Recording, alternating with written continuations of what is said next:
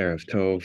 Rav Shai has 3 essays for this often double Parsha, and we're going to look at one which is offered for both Vayakhel and Pekudei, numbered as Vayakhel number 2, Pekudei number 1. And I'll share my screen so we can get started.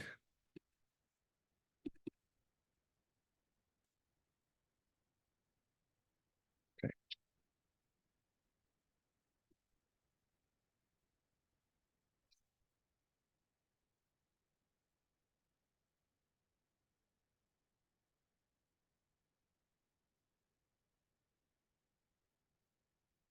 A building with heart. In conveying instructions for the building of the Mishkan, God instructs Moshe.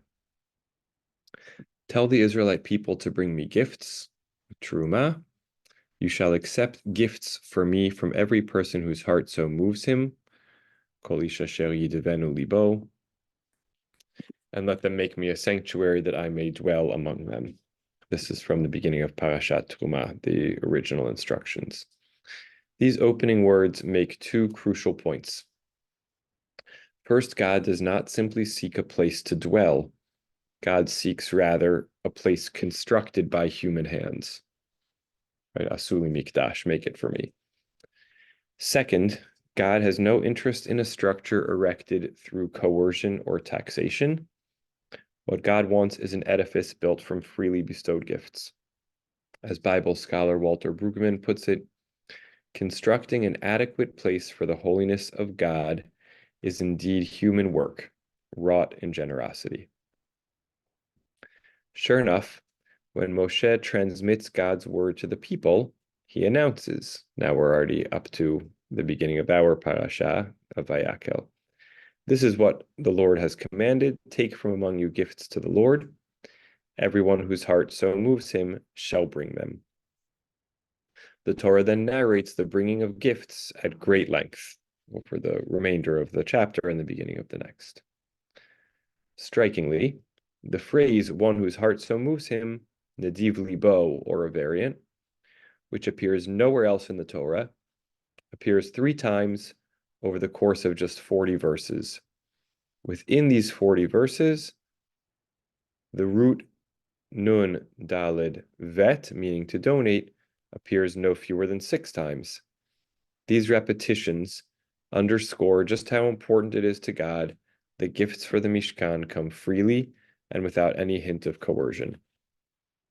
Another word appears even more frequently than nun dalid vet in the narration of the bringing of gifts.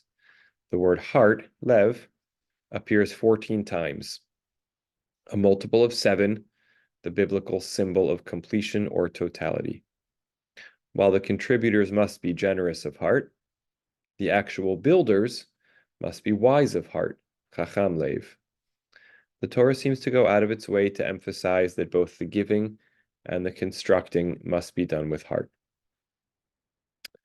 The question, of course, is why? What is it about the construction of the Mishkan that makes giving from the heart so fundamental? The answer, I think, lies in the fact that the heart is the great equalizer. Rav Meir Leibush Weiser, the Malbim, makes the beautiful observation that in the construction of the Mishkan, the essence of the gift of the Truma, or the first term that we cited, is the generosity, Nidavat Halev. The Spirit's desire to donate is the very essence of the donation. Okay, the desire to donate is the very essence of the donation.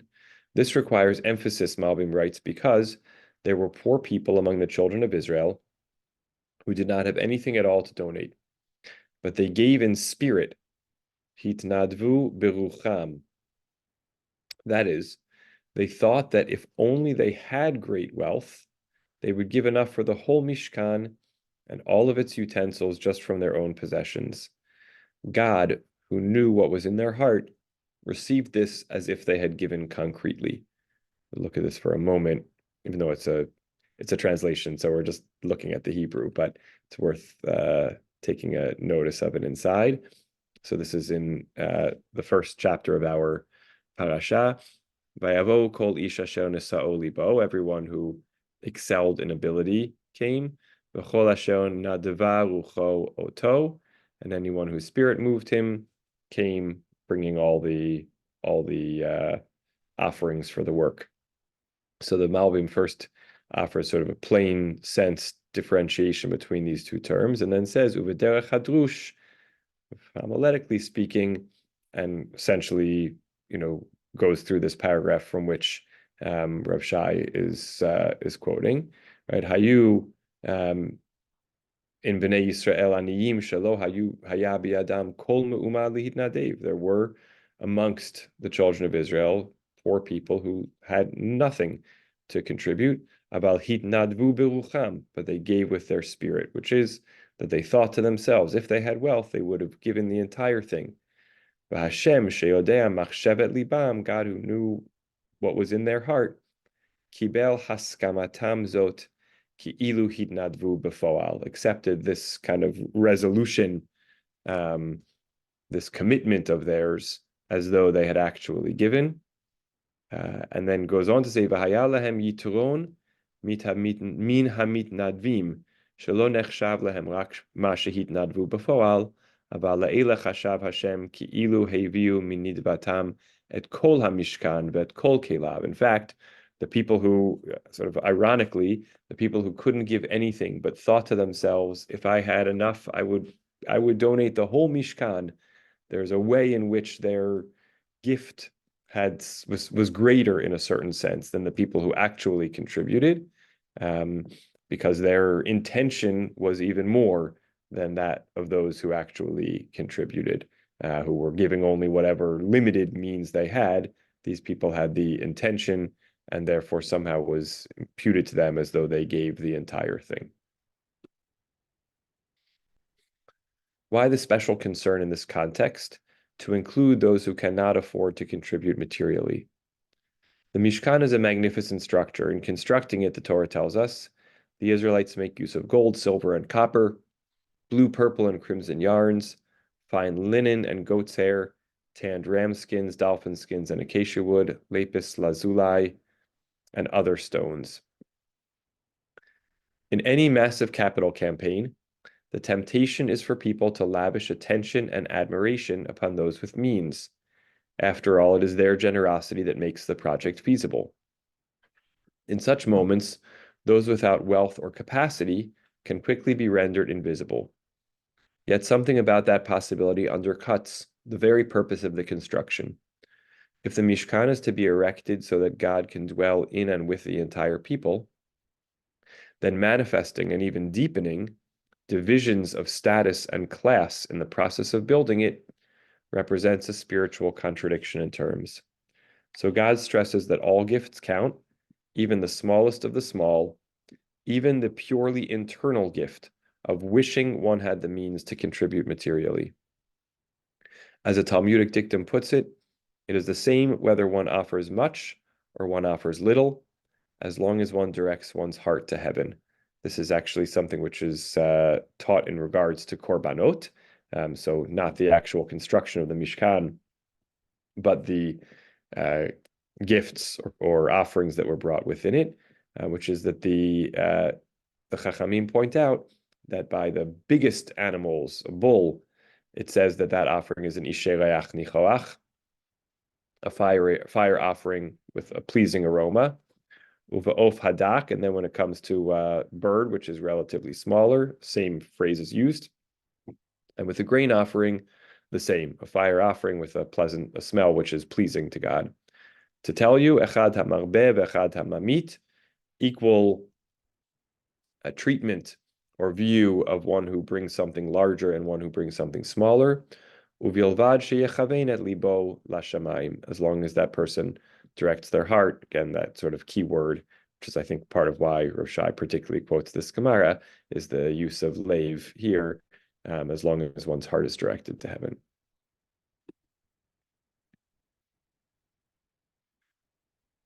I'll just pause here for a moment to kind of appreciate what I think feels like a certain step further that I think is very intentional and important, which is we often talk about in our various fundraising projects, this general ethos doesn't matter what you give. We're just looking for 100% participation. Just want everybody to participate at some level. And I think here there's something going even further, which is offering somehow the opportunity for the true pledge of the heart for someone to say, I don't have $1 to give, but I belong to this project as well. I pledge myself, I pledge my spirit to this project. It's sort of an interesting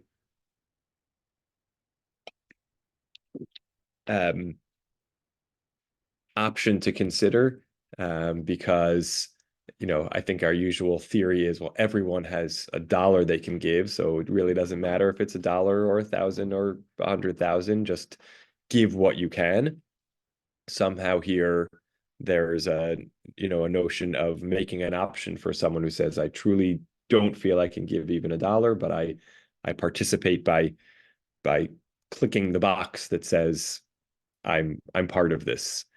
So I think it's an interesting kind of next step, which I find kind of constructively challenging to really accept, because it's sort of the feeling, no, everyone can give a little something. So I'm kind of taking it as a challenge. Okay, going on forward. A similar logic underlies a memorable midrash about those who led the construction efforts. The Torah highlights the great wisdom and skill of Bezalel from the tribe of Yehudah, who directed all aspects of the building. Alongside him, we learn, stood Aholiab from the tribe of Dan. Rabbi Chanina ben Pazi observes that there was no more elevated tribe than the tribe of Yehudah, and no more lowly tribe than the tribe of Dan, who was from among the sons of Jacob's concubines. The Blessed Holy One said, let Aholiab come and work with Bezalel, lest the latter grow haughty. For the great and the lowly are equal before the Blessed Holy One. This is a midrash from last week's Parashah, where Bezalel and Aholiab are introduced. Expanding on this midrash, Rashi cites a description of God from the book of Iyov. The noble are not preferred to the wretched. In appointing those who will manage the massive construction project, in other words, God carefully ensures that the whole people is represented. The Mishkan is to be built together, without some being glorified and others erased. Right. So this is the builder side, not just the contributor side. From beginning to end, the construction process is animated by overflowing generosity. So responsive are the people to Moshe's call for donations that he eventually has to call a halt to the proliferation of gifts. The people's efforts had been more than enough for all that had to be done. The Torah spends several verses discussing how much has already been brought. Not just brought, but brought freely and generously. And then, somewhat oddly, stops to note again that every man and woman whose hearts so moved them brought these gifts. Rabbi Yitzchak Abravanel explains that the text is emphasizing that each and every one of them donated for the proper reason, to serve God and fulfill God's will. They had no ulterior motives, like pride or the pursuit of grandeur. According to Abravanel, then, the people did not just give freely, they also gave for the right reasons, without thought of status or recognition. And we saw, again, a kind of hint towards that in the Gemara about as long as one directs one's heart to heaven. Implicit in Abravanel's words is a gentle or stinging critique of those whose generosity is motivated by a desire for attention and approbation. While in most instances it is better to give for less than ideal reasons than not to give at all, we can take Abravanel's comments as a subtle reminder of what giving at its best looks like. It is about the cause, not the donor. Or in this and many contexts, it is about serving God, not our own ego or lust for prestige. So pure was Israel's giving in this paradigmatic building project, Abravanel suggests, that for a moment at least, the people forget themselves and achieve a state of unadulterated generosity. According to some commentators, the generosity extended still further. The Torah describes Bezalel and Aholiab as being endowed by God with the skills necessary to work in every kind of designer's craft, but also crucially, with the heart to instruct others. Lehorot Natan Bilibo. Rabbi Abraham Ibn Ezra notes tersely that there are many wise people who find it hard to teach others. On one level, of course, Ibn Ezra may simply be referring to the fact that some people find it difficult to communicate what they know, right? In other words, you could know a lot, but not necessarily be effective at teaching it to others because you don't have, they're not the same skill. Yet he may also be pointing to something deeper, namely that some people hoard their expertise and are reluctant to share what they know. If this is what Ibn Ezra means, then Israel's two master craftsmen are credited here with being open-hearted enough to share their talents and abilities with others. At first glance, Betzalel and Aholiab's eagerness to teach may seem like an insignificant detail. Upon closer examination, though, it helps us discern the larger thrust of the narrative. God wants God's dwelling place to be wrought in generosity, both toward God and toward one another. After all, as God makes clear, God wishes to dwell among the people and not merely in the Mishkan. For many of us, it may be difficult to imagine genuine selflessness and generosity flowing so freely among flesh and blood people in the real world. But consider, if the Mishkan is intended to serve as a counter world, this is a thesis that he developed in the beginning of Vayikra, which is the Chumash that we read Rav Shai on last year. With his first essay in Vayikra, we discussed this idea. If the Mishkan is intended to serve as a counter world, an oasis of Eden in a decidedly non-Edenic world, then it makes sense that the construction process is described in ideal or idealized terms. Through its portrayal, the Torah offers us a window on what the ideal communal project would look like: generous, egoless, and motivated by the sacredness of the cause itself. So in these 4 pages, sort of takes us through the application of the focus on generosity of the heart, starting with contributions to the Mishkan, and the way in which that included everybody. And even if you didn't have a single shekel to give, the spirit of giving was treated as a gift itself.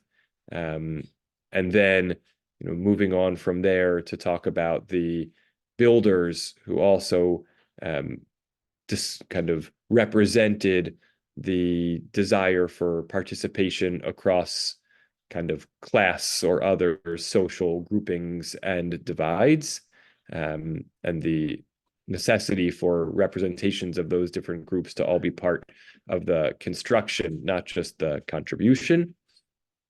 And then moving from there to intention around giving, and then finally concluding around the idea of generosity, not just being directed towards God, but directed towards others, that the architects or chief builders were people who gave freely also of their wisdom, talents, and skills to teach and share with each other, to kind of build, so to speak, this holistic vision of a house for God, which involves everybody, without respect to the level of participation that they could give, focuses on intention and the desire to participate, and a kind of spirit of sharing.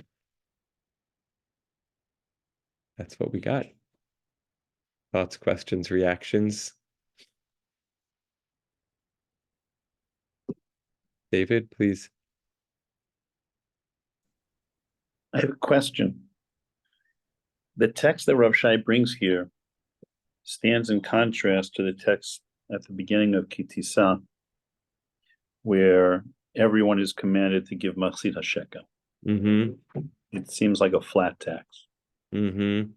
And the purpose of Machzit HaShekel, the half a shekel, is in order to take a census.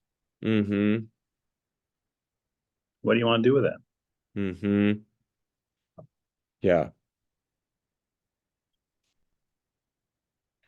I think it's a great question. At one level, I think the ethic is broadly similar because it's understood to be a small amount, which is expected from everybody. So there, I think the idea of participation from all by making it a reasonably manageable threshold. I think the overall point there that everybody gives the same is a low enough amount so that everybody can participate. And I think it was imagined that that was possible for everybody.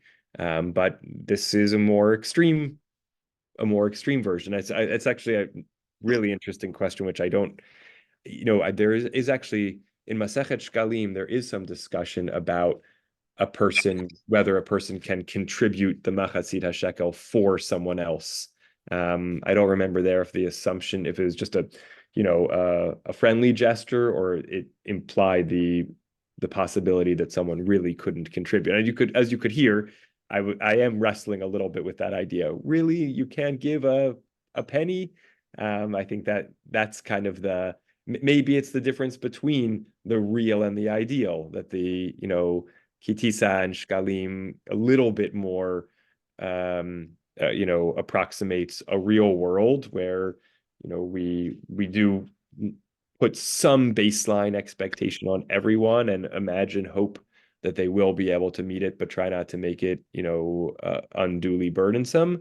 And the Mishkan, at least again, adding in the interpretation of the Malvim, which is not the pshat, but seems like it follows the ethos of the pshat, is more the ideal and maybe a little less the real. What do you think? Maybe it's the difference between capital campaigns and operating efforts. Mm-hmm. Mm-hmm. And that in the one-time extraordinary capital campaign, you need more money, and you therefore need to get people to stretch. Uh-huh.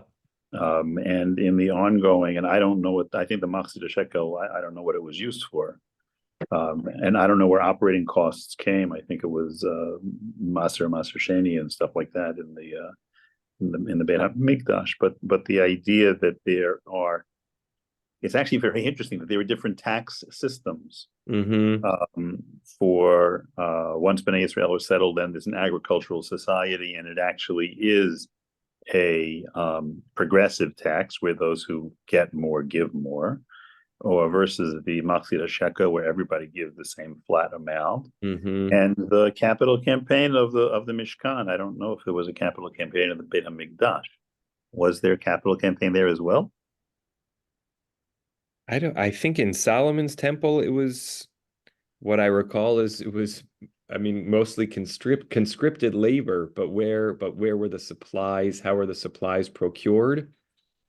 Was it from the royal treasury, or did people bring gifts? I don't remember off the top of my head. It's a good question. Somebody's ready. Thank you. I have a question as well. Yes, I Peter, have a please. more prosaic question.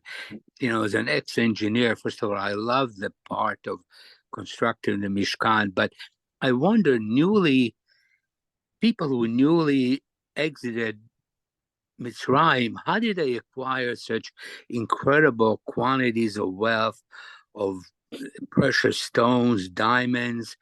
I know they were allowed to despoil Mitzrayim on the way out, Yes. but it just astounds me of the quantity of gold, silver, copper, precious stones, is there any description how they acquired this so quickly after coming out with basically very little? Yeah, that's a great question. There is some midrashic discussion of it. In particular, I remember about the Orot Techashim, the seal skins, the sort of Yes. wondering, how could they, not just the wealth, but even where would they have procured such a thing? It is a commonly asked question, but what the classic rabbinic answers are, I think some of it is that it was with what the spoils they took from Egypt. And I don't know if the assumption is that from whatever surplus they had there, they bartered or traded with whoever they were passing by. in order to get the other materials. I'm sure there are additional takes in the Midrashim, but I don't have them handy. But it's certainly you're right to ask the question. It is a commonly asked question. There is another dimension to it, which is also interesting midrashically. The suggestion not as much on the precious metals, but on the Atzei Shittim, the acacia wood, I believe it is, Midrashim that actually imagine that when Yaakov went down to Mitzrayim already, he instructed Bnei Yisrael to plant trees, a kind of a optimistic vision that they would need wood supply to take out with them. So it's a great question. I don't have all the answers, but important to ask. So thank you. Yeah, and I'm also fascinated with the tachash skins, which are you can put them on top and it will prevent the rain from penetrating. And that many years ago, there was still some rain in the area. So very appropriate. And I don't know if they're seal skins. I'd love to know what kind of skins were they. But it as an engineer, just fascinating of the construction and the complexity of all of this. Absolutely. Thank you. Great. Lance, go ahead. Okay. Number one, I thought that the comparison was excellent. But one of my questions here is recently a woman gave a tremendous amount of money to a medical school. Mm-hmm. And the whole point here that I have, the problem I have is we give money all over the place all the time. And at the same time, we don't really dig into what's going on. And in terms of medical school, what's really going on in that medical school? Are doctors being trained properly? I mean, my own experience with medicine is horrible. Okay. I mean, everywhere I look, I've seen problems with doctors that don't seem to really know what they're doing. But it's also true of colleges and universities. And I know firsthand how people give money to these schools and they have absolutely no clues to what's going on. Most schools do not track their students 2 years, 5 years, 10 years, 20 years out to see what they're really doing. Mm-hmm. And I'd like to read a quote from, let's see, Exodus 35:31. And he filled him, meaning Bezalel, with a divine spirit, wisdom, discernment, and knowledge in every kind of craft. Now that explains what you were just talking about in terms of engineering. It's completely fabulous to think that Noah could build an ark. How could he? Because he didn't, in a sense that he was enabled, just like Joseph was enabled to interpret dreams. Bezalel is enabled by God. Yes, he's given the knowledge. Well, however you want to look at it, right. And but there's something magical going on here. And I think that there are two ways of looking at the Mishkan. One is, everybody contributes and it's like UJA or something like that, or JNF, whatever you want to call it. But then it's also, what's going on here? You've got blizzard in Nevada or whatever. You got fires in Texas. What's going on? I mean, how suddenly the world is, things are really out of kilter and difficult to explain. That's what the real key is. But let me just point out one thing that I think will explain a great deal of how I see these texts. And there is a concept in literary criticism called the willing suspension of disbelief. And that's exactly what we do when we look at these texts, and it makes absolutely no sense as to what we see, what's going on. No sense whatsoever in terms of the real world. But we suspend our disbelief in order to connect with the text. And I think that, now, let me also go on and say that Rabbi Farber has argued very, I think, effectively that when you look at these texts, you see the product of multiple authors. And you see the product of all kinds of myths and stories and parables and everything, laws coming in and most of which don't make any sense at all. But if you stack one against the other, if you begin to look at engineering, okay. But if you begin to say, okay, Moses wrote the whole Bible, no, it doesn't make any sense at all. Bunch of hypothesis, all stuff. But the bottom line here is that God enables everything. Thank you. I mean, that's a criticism I've heard very often. Could Moses have written all of this? It's a matter of belief somewhere here. Yes. All we know is that the work hangs together and it works for thousands of years. So Yeah. that question is kind of mute in a sense. Thank you. So anyway, I thank you very much. I love these parshas with construction. It just tickles my engineering fancy. That's great. That's I mean, great. tremendous amount of knowledge that had to be acquired to smelt metal, to create things. You know, it's just. Is it given how long it took them to do it? Do we have an idea? Yeah, it seems like it was under a year. That's unbelievable. Hashem had to be involved in major way in here. Beautiful. Beautiful. And how many other people besides Bezalel and Oholiab were involved? That's also not given. Right. We know that they, that's, I guess, part of what Rav Shai was focusing on Lehorot Natan B'libo, that, God endowed them with the capacity to kind of teach and guide others in working with them. They were kind of project managers, but they had of other artisans and craftspeople working with them in various ways. I think the question of the materials is a very good one, an important one. I was back to also David L's question. I was just looking quickly in the latter single digit chapters of Malachim Aleph, which describe Solomon's temple, and I don't see really much discussion of a collection of any kind. Just seems like he, it describes making a lot of things with gold or silver. From a simple reading, it seems like he paid for it, or he had it in the royal treasury, or he kind of paid others or forced others to do it. But needs more researching. Great. Before I come back to Lance, any other questions or comments on the essay, on the overall idea, kind of the vision of the Mishkan, everyone's participation, or any other dimensions? Yep. James, please. I see where God can kind of discern that everyone was giving from their heart. But in the human construction of it, there were people who didn't contribute. Are we supposed to just assume that everyone wanted to give? I mean, how does it play out in a sense of community that's in the real world? Are you differentiating between donations and participation in the building of it? Well, it seems like Rabbi Held's thesis was like everyone was a part of it, and therefore it was a communal project.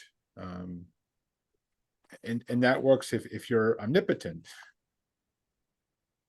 that you knew that everyone wanted to give. Right. Right. You're asking in a communal project which doesn't have the God component kind of front and center, how do we create that sense of all-inclusive participation? Right. So I was sort of suggesting that there is some way, there's like a pledge that everyone can just like there's still the effort of checking the box that says, right. So you've got your your different giving levels, and then the last one, or the first one, is a box that says, even though I'm not able to contribute at this time, if I could, I would. And that's $0, but 100% contribution. Right. That seems to be the analog. And I was sort of saying I take it as a kind of like as I imagine doing that, I think to myself, well, the downside is if you give people that option, they're going to use it instead of paying $1, right? They're going to say, but I think that's probably not actually true, right? If you put that box in, then you have the chance to actually have 100% participation. If you really emphasize that and say, even if you feel you can't give it any time, I mean, just checking this box is a way of saying I affirm my participation. I think that's to me that feels very powerful and like a very potentially practical kind of application of that Malbim, to exactly to situations without the omnipotent, organizer, so to speak. May I ask another question? Please, Peter, go ahead. So the downside view, Mishkan was constructed and it was taken from place to place after Moshe passes away and Joshua takes over, and the tribes cross the Jordan. Where does it actually wind up in Israel, in Canaan, or in Israel? Do we have a view of it, of the Mishkan as it was in the desert, where it wound up? I don't know if I know the historical details of that. Yes, absolutely. It has a few different locations over those next centuries. Shiloh is the longest standing, I believe. Shiloh has the same construction in Shiloh. Yes, not the Mishkan, the same Mishkan, rather than wandering, spent long stretches of time in one Shiloh. of a few locations. I'm sorry that my 10-year-old Ilan has already gone to bed. He would have this. He would have the order of the different locations probably at his fingertips even better than I do. But the Tanakh does go through and detail its stations.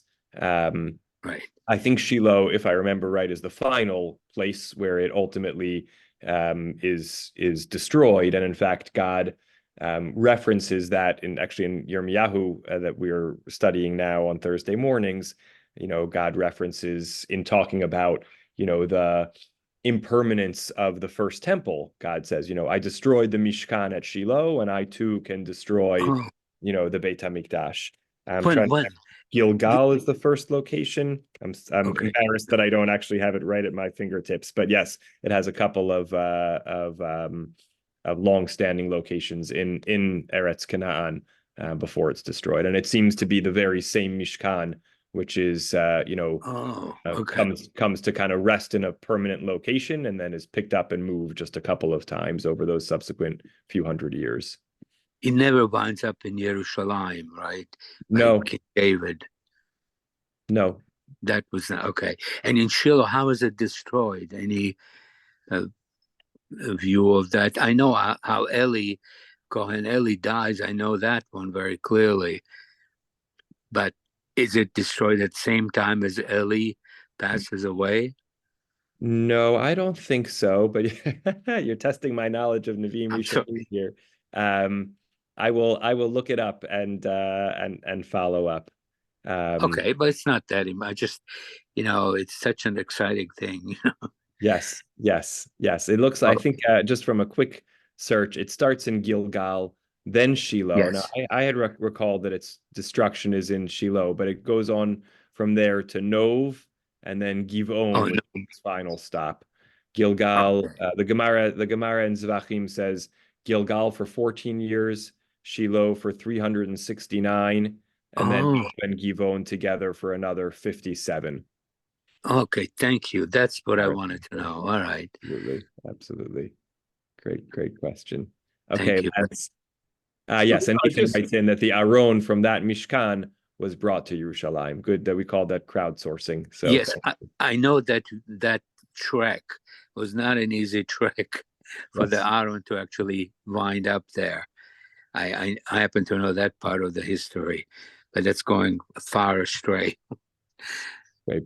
Back to you, Lance, for a last word for now. Yeah. Oh, I got a couple of things. Number one, last week's Haftorah brings up the question of legal versus illegal altars. and that the centrality of Jerusalem as a central altar, and how do you justify Elijah's using an altar against the Baal? The other next thing is, if I remember correctly, there were thousands of people that were employed by King Solomon to build the first temple. Mm-hmm. Which, Yes. how's that done? How was it done? Yeah, how are you Well, going to have thousands of people building a a temple isn't that big, is it? I mean, think it's it was a major behind me they is had- the city of David, where some archaeologists think it really was the first temple. Mhm. I mean, you could build the city of David without 7,000 people or whatever it was. I don't know the kind of workforce sizes for a construction Well, project like that. I don't know. just to, And my final comment is, who built or who constructed the golden menorah? Which one? which one? Yeah. The one in the Mishkan, right here, right now, that we're talking about.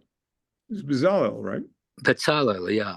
Oh, okay. Although I think, if I recall correctly, there are midrashim that talk about how Moshe had a difficult time comprehending it. Had to be shown a picture by Right, Hashem. right. But I guess that was just in conveying the instructions, and then complex. they were conveyed to Bezalel. Yes. What's But you behind see, the question, Lance? we have a golden calf in the last Parsha, Parashah. Yeah. and we have a golden menorah coming up. So both of these are constructs, buildings, if you will, with heart. And at the same time, there's the whole idea of the Mishkan. Is the Mishkan basically a human thing? Is it constructed by human beings? That's what Rabbi Held says early on. Or is it all constructed by God? And these are ambiguous figures in my view, including from the golden calf to the golden menorah. Both, in my view, are hierophanies or manifestations of God in the world. And the one thing about the menorah that I remember studying about at Hanukkah time is that the menorah in the Mishkan, or the menorah in the temple, had one flame. It was not, little candles. The little candles were there, but it created one flame. And that's a major, major difference between the Hanukkah and the priestly temple. And it's the same flame that we have in the burning bush and many, many other situations in the Bible. When fire, for example, in Elijah, the fire comes down, and that's how the Super Bowl of Judaism there. The Israelites beat the Baals in the Super Bowl, and it's done by fire from heaven. Great. Thank That's you. how Strafa comes up also. Mhm. Great. Fire Interesting from heaven. comparisons. Yeah, look, it does seem like it was Bezalel, just in the plain sense of the pshat, who made the menorah along with the other vessels. Although it's interesting that one of the commentaries I was just briefly looking at says there's no reference here to the difficulty in making the menorah, that same difficulty that Rashi refers to in Moshe's instructions, or Moshe receiving the instructions, is sort of not replicated in the commentaries around Bezalel's capacity to actually execute them. So good wide-ranging discussion, and lots more to think about, and good goad for me to get back into Nevi'im Rishonim, and a lot to think about in the application of this Mishkan project to the subsequent building projects in Tanakh, and to kind of communal projects of today. And thanks to all. We have one more week with Rav Shai, and then we'll be returning to Nechama Leibowitz for Vayikra, and looking forward to it. Thanks. Thank you. Have a great night. Love to mom and dad, and good night to all. Thank you very much. Laila Tov. Tov.